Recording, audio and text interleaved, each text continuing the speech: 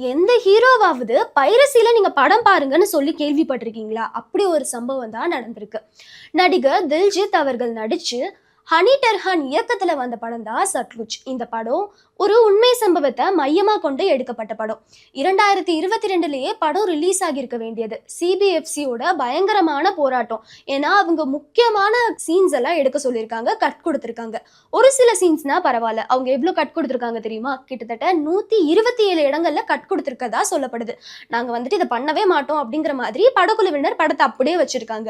3 ஆண்டுகள் போராட்டத்துக்கு அப்புறம் ஒரு வழியா ஓடிடியில் ரிலீஸ் ஆகுது. ஜி5 வந்துட்டு ஜூலை 3 அந்த படத்தை ரிலீஸ் பண்றாங்க வெள்ளிக்கிழமை. ஆனா ஞாயிற்றுக்கிழமை படம் வந்துட்டு நீக்கப்படுது.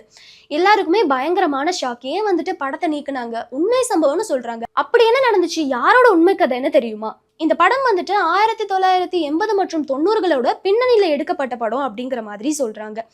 ஜஸ்வந்த் சிங் அவர்களோட உண்மையான கதையை தான் நாங்கள் படமாக எடுத்திருக்கோம் அப்படிங்கிற மாதிரி சொல்கிறாங்க. யார் இவர்? அப்படி என்ன பண்ணாரு? ஏன் வந்துட்டு இவ்வளோ வந்துட்டு இந்த படம் வரக்கூடாதுன்னு நினைக்கிறாங்க அப்படின்னு உங்களுக்கு தெரியுமா? அதுக்கு நம்ம அந்த சம்பவத்தை தான் தெரிஞ்சுக்கணும்.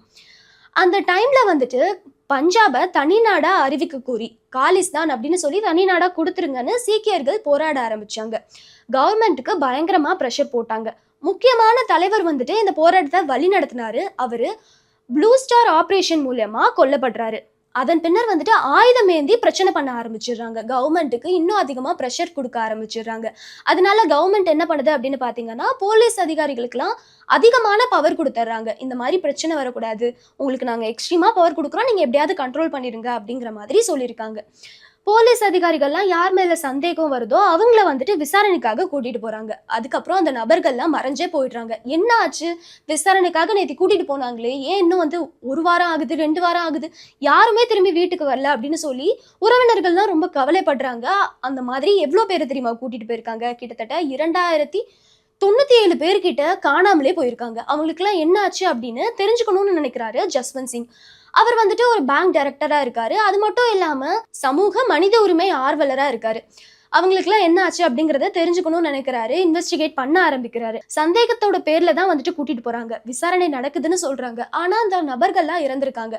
இதை வந்துட்டு வெளியே சொல்லணும், மனித அத்துமீறல் வந்துட்டு ரொம்பவே நடக்குது அப்படின்னு சொல்லி இவர் வந்துட்டு அதை வெளியே கொண்டு வராரு. இது பெரிய பிரச்சனை ஆகுது.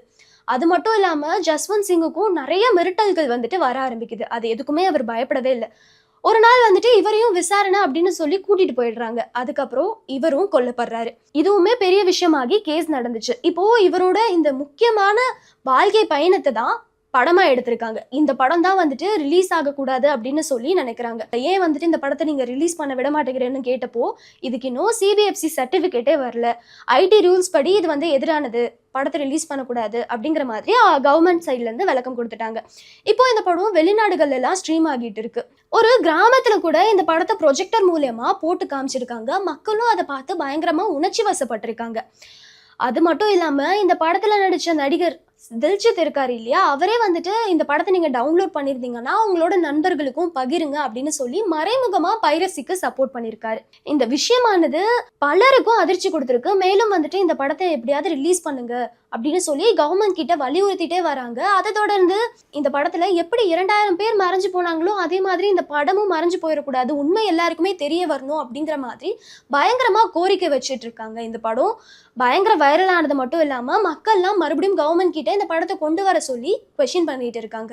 இதை பத்தி நீங்க என்ன நினைக்கிறீங்க? உங்களோட கருத்துக்களை கமெண்ட்ல பதிவு பண்ணுங்க. லைக் பண்ணுங்க, ஷேர் பண்ணுங்க. இது போன்ற அப்டேட்ஸ்க்கு மறக்காம SS நியூஸ் டிஜிட்டலை சப்ஸ்கிரைப் பண்ணிக்கோங்க.